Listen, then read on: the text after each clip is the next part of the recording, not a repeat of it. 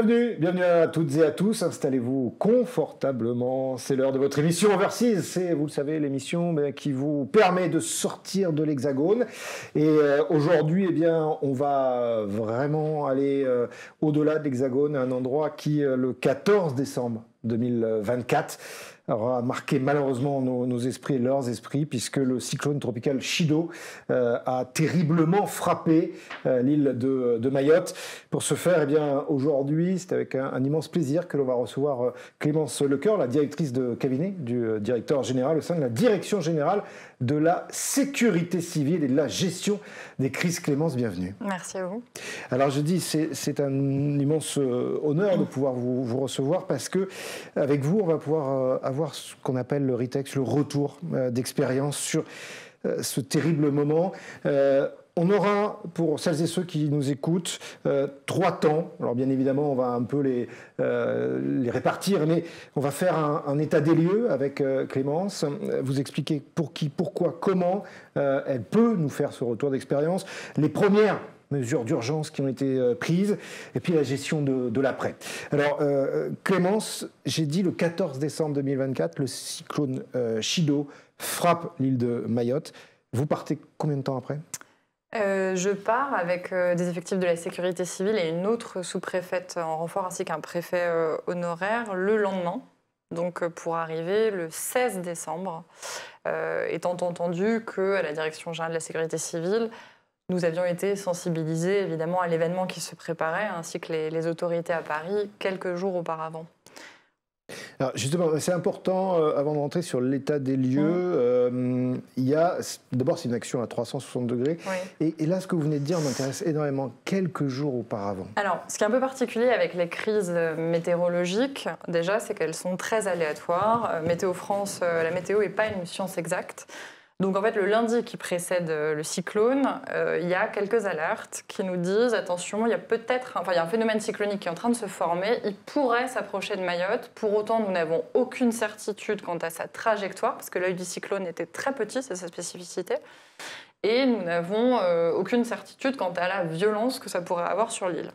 Mais à tel point que 2 jours après, le mardi ou le mercredi, on nous dit écoutez, il ne devrait pas toucher l'île de Mayotte.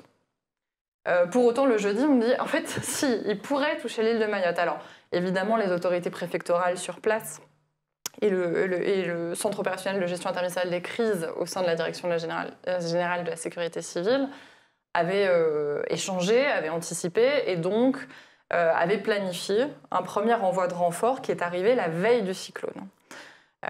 Et je le précise, c'est un peu particulier parce que quand on s'attend à des drames, on n'envoie pas forcément des personnels en amont parce qu'ils sont eux aussi victimes de l'événement qui va se passer. Donc il faut doser les renforts. Et il s'avère que jusqu'à l'avant-veille, l'intensité du cyclone n'était pas confirmée. Et d'ailleurs, c'est le jour même qu'on a compris l'intensité des vents qui allaient frapper Mayotte. Plus de 200 km/h, on a dit. Plus de 200, je crois qu'il y a eu un pic à un peu plus de 225 km/h. Mais l'avant-veille, on est encore sur des vents à 100, 150 km/h. Donc les phénomènes météorologiques sont des phénomènes très compliqués à prévoir. Donc on peut planifier le pire sans avoir aucune certitude et que le cyclone passe finalement la trajectoire des vies et passe à côté de l'île. Du coup, on vous demande, on vous appelle à peu près à quelle heure ? Alors nous, c'est un petit peu particulier parce que la Direction générale de la sécurité civile, on suit ces événements H24. Donc moi, j'avais fait savoir que j'étais volontaire s'il s'avérait qu'il y avait besoin.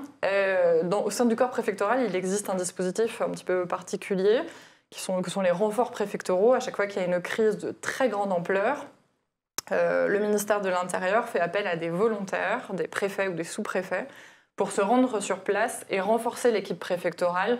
Évidemment, nous ne sommes que des appuis, nous ne sommes pas là en gestionnaire de la crise, nous sommes là pour prêter main forte à l'équipe qui est en place, qui en général dort très peu, qui est en première ligne en termes de responsabilité, en termes de prise de décision, et nous sommes là pour les soulager.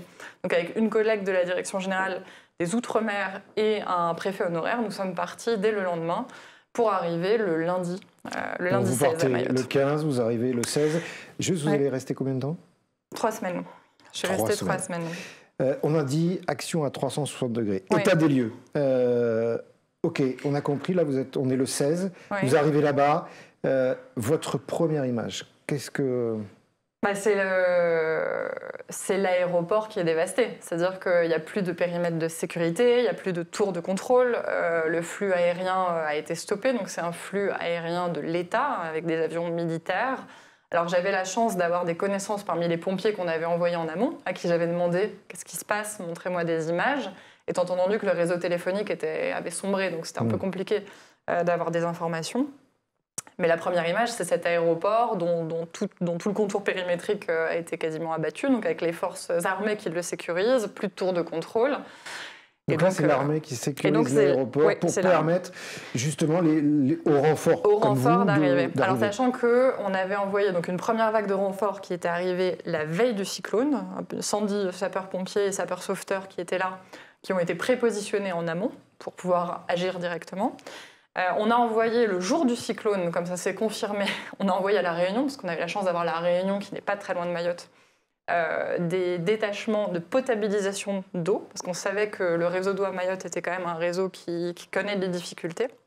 Donc eux sont arrivés le lendemain du cyclone avec des réseaux de potabilisation d'eau, et nous sommes arrivés le surlendemain. Effectivement, dans des conditions, vous traversez l'île alors avec des forces de sécurité intérieure, des gendarmes et des policiers un peu partout. Une île où vous ne croisez pas grand monde, où il y a des cimetières de bateaux. Enfin, vous voyez sur les plages des bateaux échoués, vous voyez des toits envolés, de la tôle envolée, des arbres arrachés à peu près partout. Et enfin, vous arrivez dans la préfecture, et là, le COD, donc c'est la salle du Centre opérationnel départemental de gestion de crise, il manque des bouts de toit.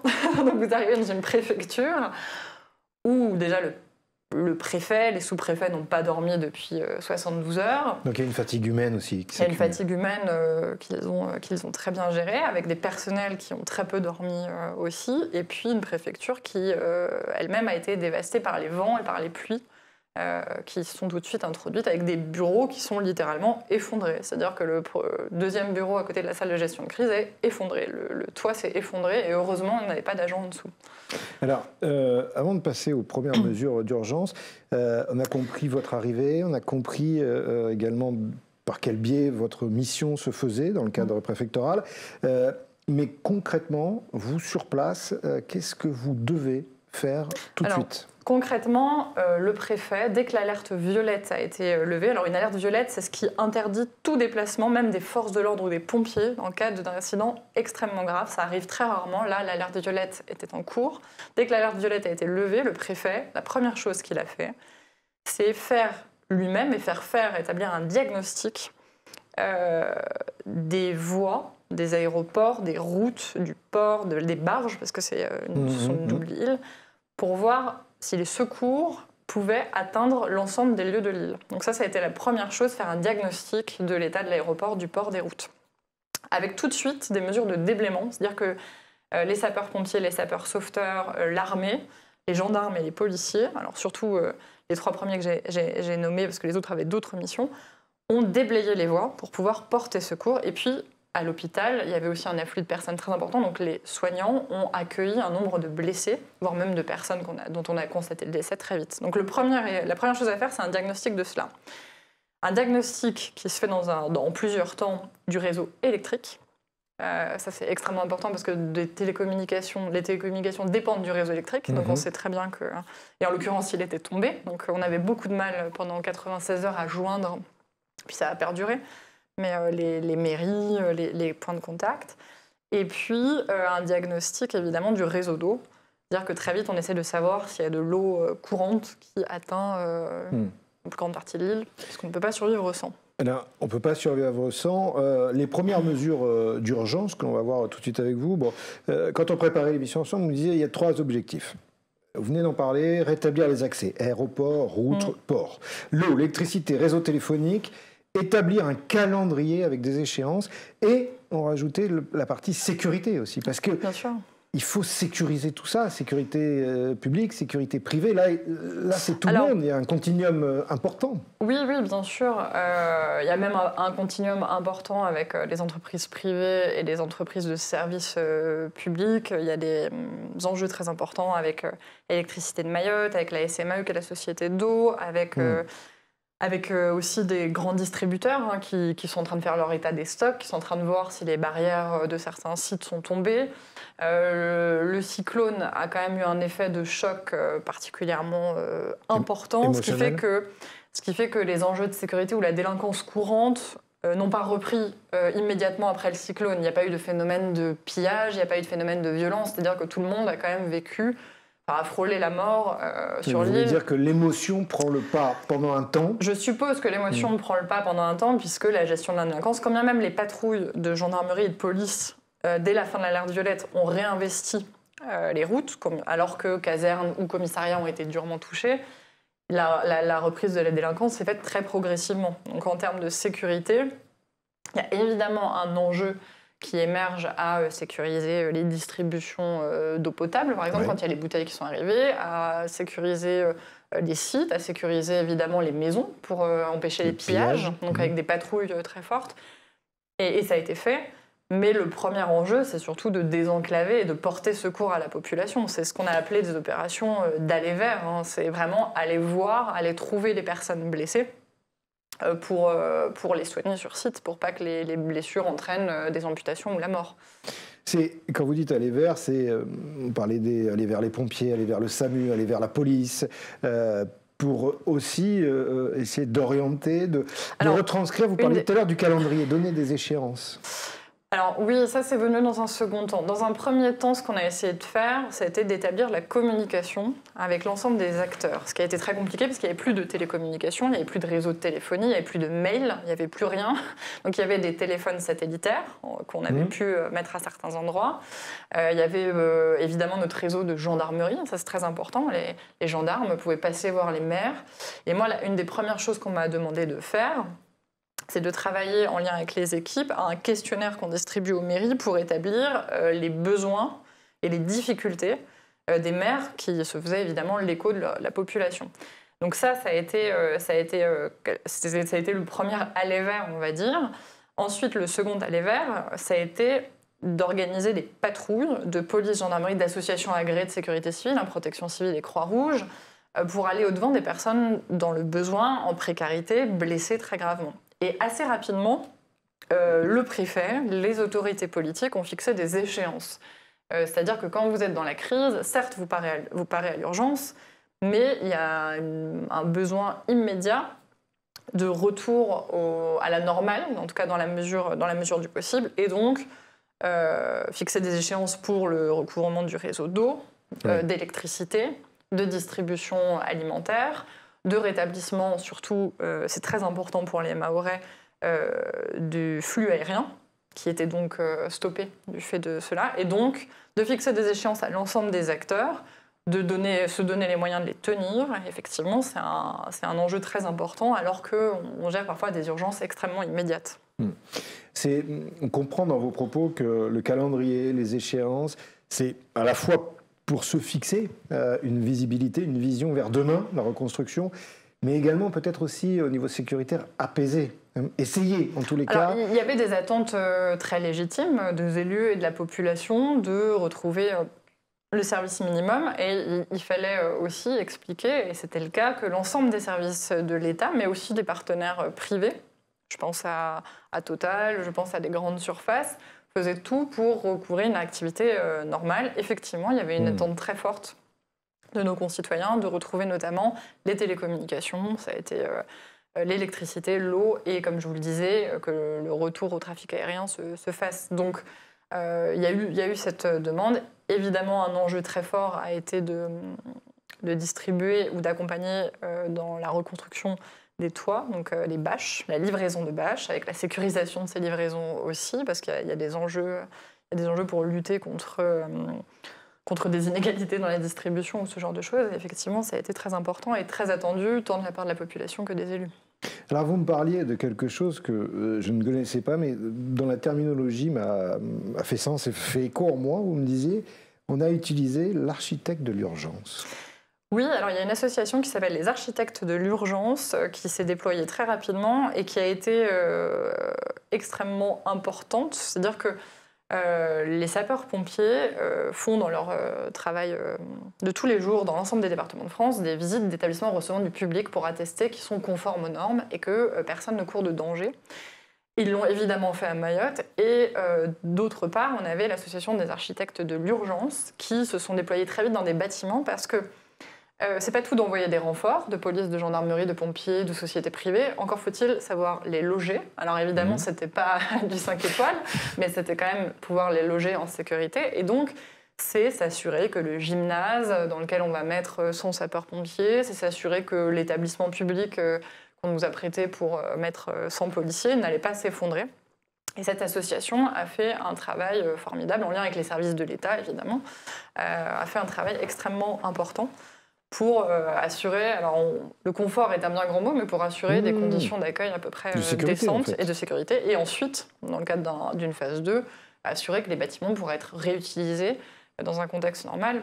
Étant entendu, on n'en a pas parlé, que tout cela a été suivi de très près par Paris et par les autorités ministérielles, même primo-ministérielles, parce que quand une crise se déclenche au ministère de l'Intérieur, on active ce qu'on appelle la cellule interministérielle de crise, qui réunit l'ensemble des acteurs ministériels, soit au niveau ministre, là ça a été le cas à plusieurs reprises, soit au niveau cabinet, et puis au niveau administration, qui se réunit parfois tous les jours, parfois 2 fois par jour, parfois plusieurs fois par semaine, en fonction de l'urgence, et qui va décider, en lien avec le préfet, des mesures à prendre. Donc tout cela a été évidemment dirigé, co-dirigé, suivi depuis Paris.